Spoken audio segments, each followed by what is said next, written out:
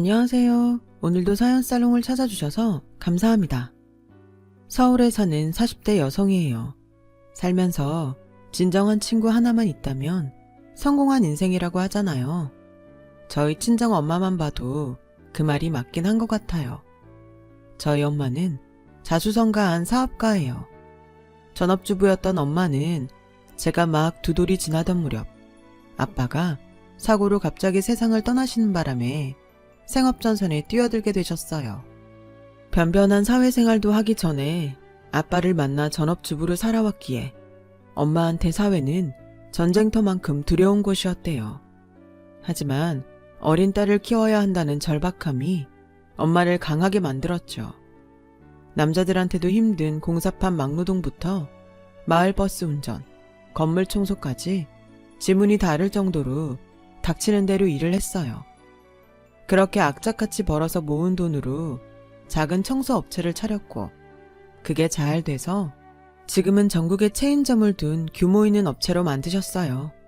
여자는 약해도 엄마는 강하다는 말은 저희 엄마를 두고 한 말인 것 같아요. 딸인 제가 봐도 대단한 분이거든요.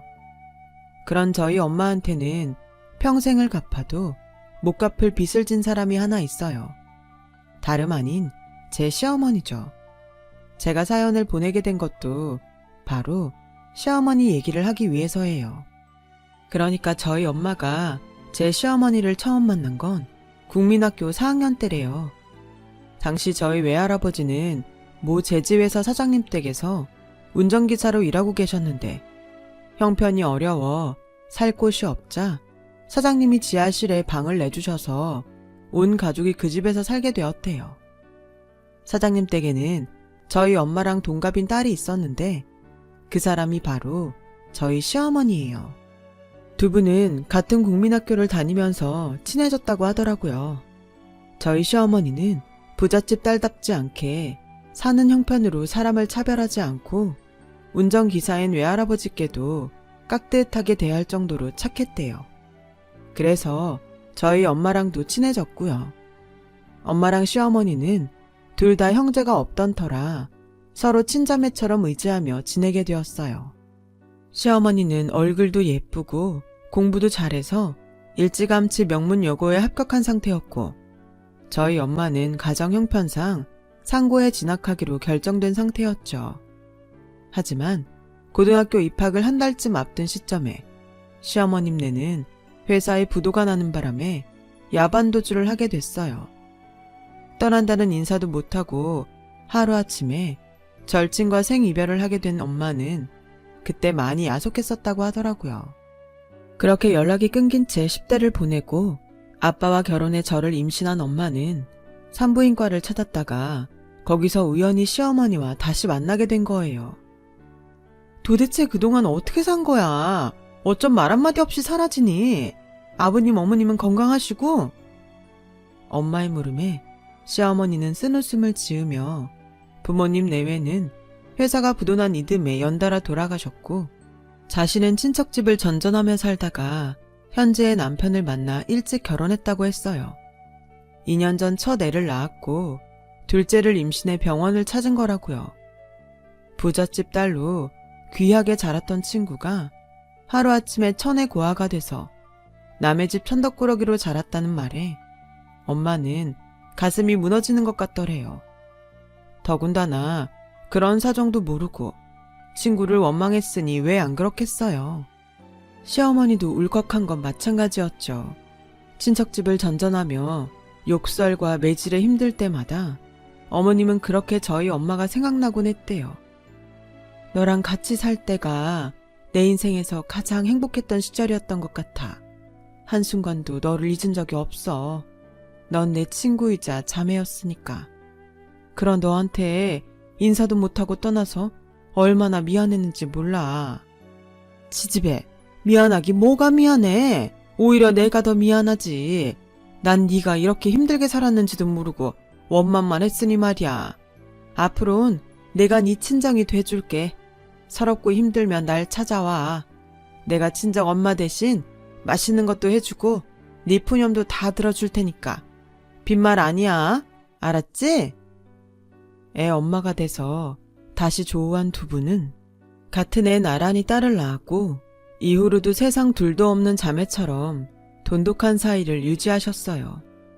당시 시어머님 댁은 형편이 안 좋아서 상대적으로 형편이 좋았던 우리 집에서 쌀이며 반찬을 보내주었어요. 특히 엄마는 제 옷을 살 때마다 시노이 옷도 사서 보내주곤 하셨죠. 3살 터울의 아이를 둘이나 키워야 했던 시어머니는 틈틈이 부업을 하기도 했지만 그 벌이로는 애들 간식값을 대는 정도에 불과했어요. 그러다 얼마 뒤 시아버님이 사우디에 산업 역군으로 떠나게 되면서 살림에 여유가 생기게 되었죠. 하지만 이제 한시름 놓았다 할 즈음 저희 아빠가 갑자기 세상을 떠나면서 엄마가 밥벌이에 나서게 됐어요.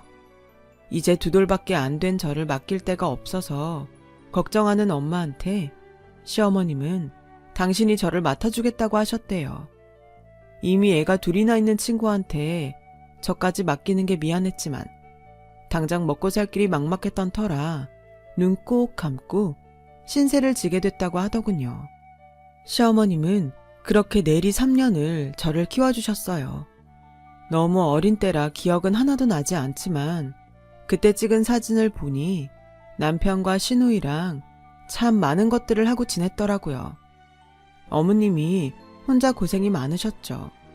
친구 딸까지 고만고만한 애를 셋이나 키워야 했으니까요. 하지만 얼마 뒤 아버님이 사우디에서 돌아오시면서 우린 이별을 해야 했어요. 사우디에서 벌어온 돈으로 아버님 고향 지방에 가게를 차리게 돼서 이사를 해야 했거든요. 그렇게 엄마와 시어머니는 또다시 이별을 하게 된 거죠. 그래도 종종 전화라도 하며 서로에 대한 그리움을 나누곤 했는데 그나마도 얼마 안 가 못하게 되었어요. 하루는 저희 엄마가 시어머니한테 전화를 했는데 시아버님이 받으셔선 버럭 소리를 치더래요. 이보쇼! 당신 때문에 시외 통화료가 얼마나 나오는지 아쇼? 내가 옆에 애들 수다 떨라고 그 고생을 해가며 돈 버는 줄 아쇼? 하여간에 여자들이란 하는 일도 없이 방구석에서 수다나 떨고 있으니 돈 무서운 걸 아나. 암튼 한 번만 더 내 마누라한테 전화질하면 가만 안 있을 테니 알아서 하쇼. 에이 재수없어. 당시만 해도 시내 통화료와 달리 시외 통화료는 더 비쌌기 때문에 서로 간단한 안부 전화만 주고받고는 끊곤 했는데 그나마도 저희 시아버님 등살에 더 이상 통화조차 할 수 없게 된 거예요. 그래서 이후로는 편지를 주고받으며 지냈는데 그것도 아버님이 우표값 나간다고 타박을 하는 바람에 얼마 안 가 생이별을 하게 되었죠. 그래서 몇 번인가 엄마와 함께 기차를 타고 어머님이 있는 곳으로 내려가 뵙고 오곤 했는데 저희 엄마도 일이 바쁘다 보니 만남이 뜸해졌고 그러다 연락이 끊어져 서로 잊고 살게 됐어요. 한편 엄마와 단 둘이 살게 된 저는 늘 혼자 지내야 했어요. 엄마가 일 끝나고 돌아오실 때까지 혼자 단칸방에서 시간을 보내야 했죠. 엄마의 부탁으로 주인집 아줌마가 밥 때마다 불러서 밥을 챙겨주셨지만 남의 집 식구들 사이에 끼어서 밥을 먹는 게 눈치 보여서 초등학교에 들어가고부터는 혼자 방에서 빵이나 과자로 식사를 때우곤 했어요. 그러다 학년이 높아지면서 볶음밥이나 라면 같은 건 직접 해먹게 되었고요. 가난 탓이었을까요? 저는 친구들보다 일찍 철이 들었어요. 중학교에 들어갈 나이부터 바쁜 엄마를 대신해서 집안 살림을 도맡아 할 정도였죠. 청소와 빨래는 물론 어지간한 반찬도 다 할 수 있을 정도였어요. 하루 종일 밖에서 일하느라 밤이면 녹초가 돼서 돌아온 엄마한테 집안일까지 맡길 수는 없었으니까요. 엄마는 그런 제게 늘 고맙다고 하셨지만 그게 어디 고마울 일인가요? 당연히 제가 해야 할 일인걸요. 엄마는 저 때문에 다른 집 엄마들보다 훨씬 많은 일을 하고 살았으니까요.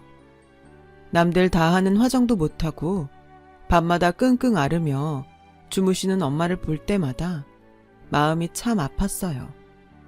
아빠가 없는 건 참을 수 있었지만 엄마가 힘든 건 참기 힘들었거든요. 그래서 빨리 성인이 되기를 바랬는지도 모르겠어요. 하루 빨리 취직해서 저 때문에 고생하시는 엄마를 대신해 돈을 벌고 싶었거든요. 그런데 그런 제 소원이 이루어지기도 전에 기적 같은 일이 일어난 거예요. 엄마가 하던 청소업체가 조금씩 입소문이 나기 시작하더니 체인점까지 생길 정도로 성장했거든요. 덕분에 엄마가 더는 직접 청소를 하지 않아도 될 정도가 되었죠. 자리가 사람을 만든다고 화장기 없이 먼지투성이로 지내던 엄마는 샵에서 마사지도 받고 브랜드 옷도 입으면서 사장님 포스가 잘잘 흐르는 모습으로 멋지게 변신을 했어요. 엄마를 무시하던 사람들도 더는 엄마를 하대하지 못하게 됐고요. 돈이란 게 참 대단하면서도 간사한 것 같다는 생각이 들더군요. 돈 때문에 하루아침에 사람들 대접이 180도 달라지니 말이에요. 엄마 회사가 번창하면서 저도 더는 등록금 걱정 없이 공부할 수 있었고 해외 어학연수도 다녀올 수 있었어요. 그렇게 스펙란을 하나 둘 채워가며 취업 준비를 하게 되었죠. 취업 전쟁이란 말은 익히 들어 알고 있었지만 막상 4학년이 되고 취준생이 되고 보니 직장인들이 그렇게 대단해 보일 수가 없는 거예요. 내 힘으로 돈을 번다는 게 이렇게 힘든 일인 줄은 몰랐으니까요. 게다가 제 딴에는 꽤 스펙을 쌓았다고 생각했는데 막상 실전에 뛰어들고 보니 제 스펙이 너무도 하찮더라고요. 그동안 내가 뭐라고 살았나 후회가 밀려올 정도로 말이죠. 어쩜 다들 스펙이 그렇게 빵빵한지 자괴감이 몰려왔어요. 특히 서류 심사부터 떨어져 면접조차 볼 기회가 없어지자 자존감이 바닥을 치고 말았죠. 하루는 그런 제 모습을 본 엄마가 그러셨어요. 높은 데서부터 시작하려고만 하니까 네가 설 자리가 없는 거 아니겠니? 세상에 일자리는 많아. 네가 어디서 시작하든 중요한 건 네 의지와 노력이야. 남들보다 낮은 곳에서 시작해도 네가 네 자신을 포기하지 않는 한 더 높은 곳으로 올라갈 수 있을 거야. 엄마를 봐. 내가 그 증인이잖아. 그러니 한 걸음 뒤에서 시작하자. 응? 엄마의 그 말에 왠지 모르게 안도할 수 있었어요. 그동안 하루빨리 대기업에 취직해야 한다는 강박감으로 취업 준비를 해왔거든요. 대기업에 취직을 못하면 마치 인생의 실패자가 되는 양 자신을 닥달하고 남들과 비교하며 괴로워했으니까요. 그런데 생각해보니 대기업 취직이 제 인생의 목표는 아니더라고요. 저는 그저 내 힘으로 벌어서 엄마랑 행복하게 사는 게 꿈이었으니까요. 마음을 비우니 불면증도 사라지고 식욕도 다시 살아났어요. 그리고 재정 상태도 탄탄하고 평판도 좋은 중소기업에 취직하게 되었죠. 누구나 다 그렇듯 신입사원 시절은 정말 엉망진창이었어요. 마치 내가 머리와 몸이 따로 움직이는 불량 로봇이 된 것처럼 매일같이 실수와 전쟁을 벌여야 했거든요. 그때 만약 입사 동기들이 없었다면 버티지 못했을지도 몰라요. 그중 제가 가장 의지했던 건 저보다 3살 위에 남자 동기였어요. 회사에서 처음 본 그 순간부터 왠지 낯설지 않은 얼굴과 그 느낌에 편하게 다가갈 수 있었어요. 신기한 건 그 동기도 저와 마찬가지로 제가 낯설지 않았다고 하더라고요. 그래서 남들보다 더 가깝게 지내게 됐고 함께 의지하며 힘든 시기를 버텨나가다 보니 어느새 이성적인 감정이 싹트게 되었어요. 하지만 쉽게 사귀자고 할 순 없었죠. 끝까지 잘 되면 모르지만 만약 사귀다 헤어지면 하루 이틀도 아니고 어떻게 얼굴을 보고 지내요. 그래서 마음속에만 꾹꾹 눌러두고 속으로 짝사랑만 하고 있었는데 생각지도 못한 일이 벌어졌지 뭐예요. 출근하고 막 업무를 시작하려는데 엄마 회사에서 전화가 온 거예요. 엄마가 정신을 잃고 쓰러지셨다고요. 순간 하늘이 노래지는 것 같았어요. 엄마마저 세상을 떠나시면 하늘 아래 저만 덩그러니 남게 되는 거니까요. 과장님께 사정을 얘기하고 회사를 나서려는데 다리에 힘이 풀려서 걷지도 못하겠더라고요. 그런 저를 본 동기가 나서서 함께 병원까지 가주었어요. 병원에 도착하자 걱정했던 것과 달리 엄마는 멀쩡한 모습으로 계시더라고요. 그 모습을 보니 그제야 안심이 돼서 정신을 차릴 수 있겠더라고요. 그런데 걱정했던 마음과 달리 저도 모르게 엄마한테 소리를 쳤지 뭐예요. 내가 얼마나 놀랐는지 알아? 그러게 좀 쉬면서 하라고 했잖아. 엄마 몸이 10개야? 100개야? 왜 쉬지도 않고 일을 해? 엄마가 그렇게 안 해도 우리 이제 먹고 살만 하잖아. 왜 그렇게 지독하게 일을 하냐고. 하나밖에 없는 딸 고아 만들고 싶어서 그러는 거야? 그런 거냐고. 악다구니를 쓰며 지독한 말을 퍼붓곤 감정이 복받쳐서 주저앉아 울었어요. 창피한 것도 모르고 한참을 우는데 동기가 손수건을 내밀며 그러더군요. 이제 보니 완전 수도꼭지네. 어떻게 틀면 울음이 나오냐? 오는 내내 택시 안에서도 몸이 떨릴 정도로 울더니 아직도 흘릴 눈물이 남았어? 눈물 닦고 세수하고 와. 내가 어머님이랑 같이 있을 테니까. 침착하고 따뜻한 그 목소리에 순간 나도 모르게 이 남자랑 결혼하는 여잔 얼마나 행복할까 하는 생각을 했어요. 힘든 순간에도 이 남자가 옆에 있으면 안심이 될 것 같았거든요. 그런데 그런 생각을 한 건 저뿐만이 아니었나 봐요. 제가 화장실에 간 사이 엄마가 동기한테 호구조사하듯 이것저것 다 물어본 거 있죠. 나중에 동기가 그러는데 순간 사위감 면접 보는 기분이었다고 하더라고요. 부모님은 살아 계시냐, 형제는 어떻게 되냐, 이상형은 어떻게 되냐 등등 꼼꼼히도 물었더라고요. 그래서 이때다 싶어서 말했죠. 사위감 면접에 합격하면 사위 할래? 아니, 그 전에 우리 연애부터 하자. 그게 순서 아닌가?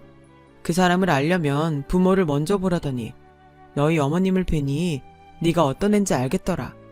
우리 정식으로 사귀자. 뜻밖의 대시에 좀 놀라기도 했지만 내심 바랬던 일이기에 냉큼 오케이를 날렸어요. 그렇게 입사 7개월 만에 사내 연애를 하게 된 우리는 3년간의 비밀 연애를 끝으로 결혼을 하기로 했어요. 물론 부모님의 허락도 받아야 했지만 말이죠. 이미 동기를 본 적 있는 엄마는 흔쾌히 찬성해 주셨어요. 문제는 동기의 부모님이었죠. 동기 말로는 어머님은 인자하시고 좋은 분이시라고 하는데 아버님이 좀 자기중심적이고 이해타산이 심하다고 하더라고요. 한마디로 사람을 있는 대로 보기보다는 자신에게 쓸모가 있는지를 가려서 만나는 분이신 거죠. 명절 때 고향에 내려가 결혼을 생각한 여자가 있다고 말씀드렸더니 당신이 직접 만나보고 결정하겠다고 하셨대요. 그래서 조만간 아버님께 연락이 오지 않을까 기다리고 있었는데 아무리 기다려도 연락이 없더라고요. 그래서 잊고 있었는데 글쎄 엉뚱한 곳에서 연락이 왔지 뭐예요. 뭐? 민수씨 아버님이 회사로 찾아오셨다고? 거긴 어떻게 알고? 저한테는 연락도 없이 저희 엄마 회사로 찾아가셨더라고요. 그때까지는 양가 어른들끼리 먼저 인사를 나누려고 그러신 건가 했어요. 그런데 그날 밤 엄마한테 얘기를 들어보니 그게 아니더라고요. 얘, 민수 아버지란 사람 좀 웃기더라. 와서는 회사 자본금이 얼만지, 전국에 체인은 몇 갠지, 우리 사는 집 평수는 어떻게 되는지 시시콜콜 다 묻는 거야. 누가 보면 국세청 직원인 줄 알겠어. 너 정말 이 결혼 해야겠니? 왠지 난 감이 안 좋다. 민수는 마음에 드는데 아버지 자리가 무례하고 너무 속물적인 것 같아. 엄마는 사업을 하는 분이라 단번에 시아버지 됨됨이를 꿰뚫어 보셨어요. 직접 만나 뵙기도 전에 아버님에 대해 안 좋은 얘기를 들으니 내심 걱정이 되더라고요. 하지만 그렇다고 그런 이유로 헤어지고 싶지도 않았어요. 그래서 직접 찾아뵙고 나서 그때 결정을 하자 생각했죠. 그래서 쉬는 날 얘랑과 함께 지방에 있는 예비시댁으로 내려갔어요. 제가 인사를 드리러 온다는 소식에 어머님은 전날부터 음식 준비를 하셨더라고요. 처음 뵙는 분인데도 얘랑을 처음 만났을 때와 마찬가지로 낯설지도 않고 왠지 편했어요. 그건 얘랑의 여동생도 마찬가지였죠. 그래서 와보길 잘했다 생각했는데 아버님을 보자 그 마음이 흔들렸어요. 첫 인상부터 왠지 비호감인데다 사람을 불쾌할 정도로 훑어보는 눈빛이 굉장히 거북했거든요. 아니나 다를까 저에 대한 건 묻지도 않고 시종일관 저희 집 재산에 대한 얘기만 물으시더라고요. 거기까지는 참고 넘어간다 쳐요. 며느리가 될지 모르는 사람 앞에서 어머님을 하대하는 것도 모자라 자꾸 무식한 여편네가 어쩌고 하면서 면박을 주는 거예요. 옆에서 지켜보는데 어찌나 불편하던지 하마터면 그만 좀 하시라고 한마디 할 뻔했지 뭐예요. 아버님이 그런 소리를 할 때마다 얘랑 표정이 어두워지더라고요. 그러다 급기야 한마디 하고 말았죠. 아버지, 제발 그만 좀 하세요. 언제까지 어머니한테 그런 식으로 하실 거예요? 어떻게 며느리감 앞에서까지 이러실 수가 있냐고요. 그러자 아버님이 버럭 소리치셨어요. 이게 어디서 애비한테 대들어? 네 애미가 무식하니까 너도 네 애미 닮아 무식하게 애비한테 대드냐? 내가 가장이 돼서 내 마누라한테 할 말도 못하고 살아야겠냐? 탓하려거든 무식한 네 애미를 탓할 일이지? 어디서 애비한테 대들어? 이게 다 당신이 애들 교육을 잘못 시켜서 그런 거야. 저런 걸 여편네라고 데리고 사는 내가 불쌍하지.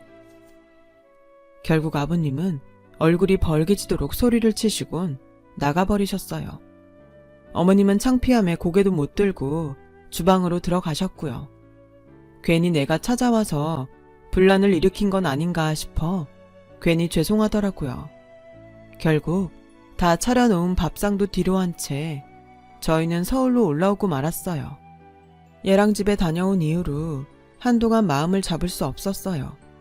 얘랑과 어머님, 시누이만 보면 하는 게 맞는 결혼인데 아버님을 생각하면 안 하는 게 상책일 것 같았거든요. 그래서 엄마한테 그 얘기를 했더니 엄마가 어머님과 단 둘이 식사 자리를 갖고 싶다고 하더라고요. 직접 만나보고 결정을 하고 싶다면서요. 그래서 얘랑한테 말해 나를 잡았어요. 그런데 놀라운 일이 벌어진 거예요. 시어머님을 만나고 온다던 엄마가 집으로 어머님을 모시고 온 거 있죠. 어머님은 눈물이 그렁한 채 집으로 들어오셔서는 대뜸 저를 안고는 펑펑 우시더라고요. 전 무슨 일인가 했죠. 경화야, 기억 안 나니? 나 이문동 아줌마야. 엄마 친구.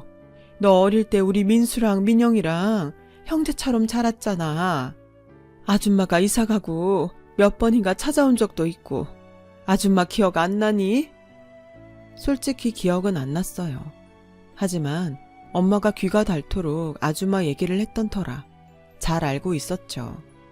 서로 연락이 끊어져서 그리워하던 두 분은 인생의 장난처럼 헤어졌다가 만나기를 반복했고 결국 사돈으로 다시 만나게 된 거죠.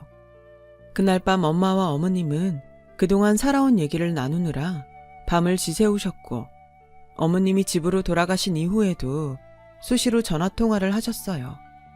그리고 얼마 뒤 상견례를 하게 되었죠.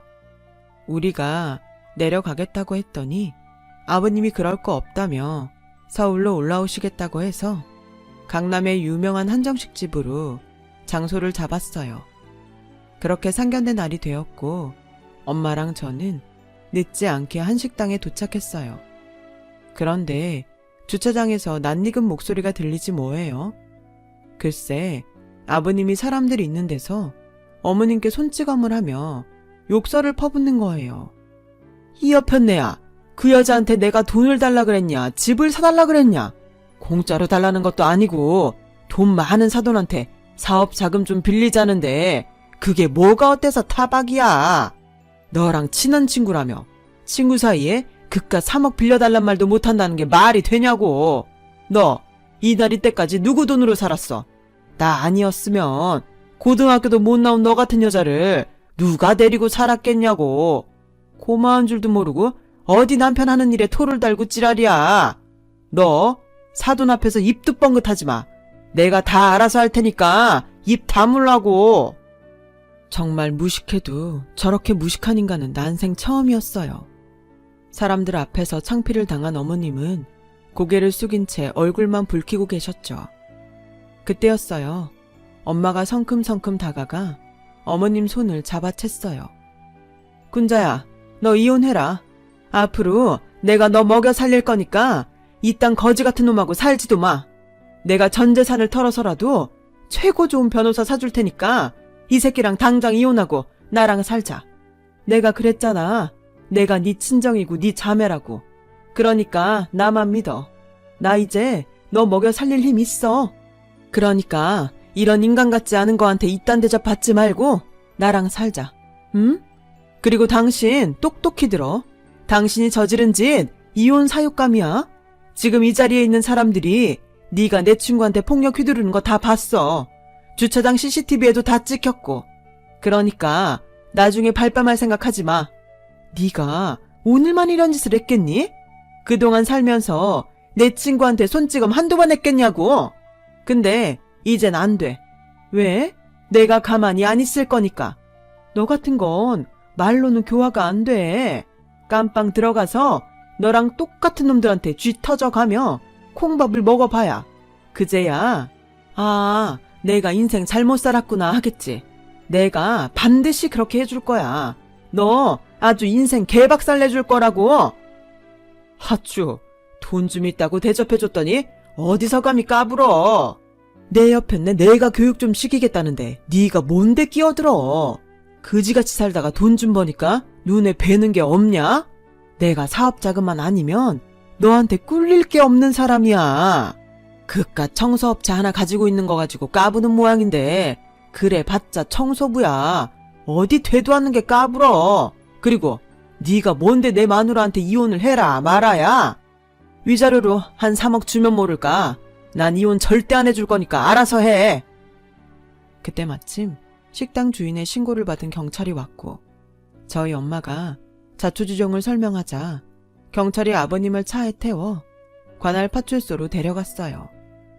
뒤늦게 도착한 예랑은 어머님과 여동생을 데리고 뒤따라갔고요. 그날 일로 결국 어머님과 아버님은 이혼을 하게 되었어요. 예랑과 여동생의 증언으로 그동안 아버님이 어머님한테 행사했던 물리적, 정신적 폭력이 인정돼서 이혼은 쉽게 결정이 났어요. 물론 타당한 위자료도 받을 수 있었고요. 엄마는 변호사를 사줄 테니 폭행죄로 고소하자고 했지만 그건 어머님이 반대를 하셔서 하지 못했어요. 아무래도 자식들한테는 아버지인데 전과까지 달아주긴 그렇다고요. 한 차례 폭풍이 지나고 그 다음에 저와 신랑은 결혼을 했어요. 그게 벌써 8년 전 일이네요. 그 사이 시누이도 결혼을 했고 저는 남편을 닮은 아들을 낳았어요. 산후조리는 친정에서 두 어머니의 도움을 받아 할 수 있었고요. 남들은 명절에 시댁에 먼저 갈까 친정에 먼저 갈까 고민하잖아요. 저는 그럴 걱정이 없어요. 저희 친정에서 친정엄마와 시어머니가 함께 살고 계시거든요. 가끔은 그런 점이 불편하기도 하지만 그래도 불편한 것보다 편한 게 더 많아서 나름 만족하고 살고 있답니다. 아, 그리고 제 전 시아버지는 이혼 후 혼자 살고 계세요. 위자료를 지불하느라 원룸으로 이사를 했다고 하는데 들리는 말로는 형제, 친척도 모두 등을 돌려서 외로운 독거노인 신세로 전락했다고 하더군요. 워낙 인간관계를 이해타산적으로 하고 살았으니 당연한 결과죠. 시어머니와는 너무도 다른 결말이죠.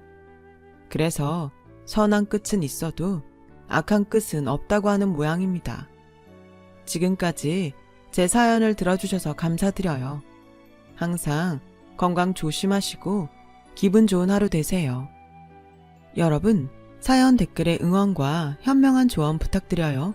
좋아요와 구독은 저에게 큰 힘이 됩니다. 오늘도 좋은 일 가득하세요.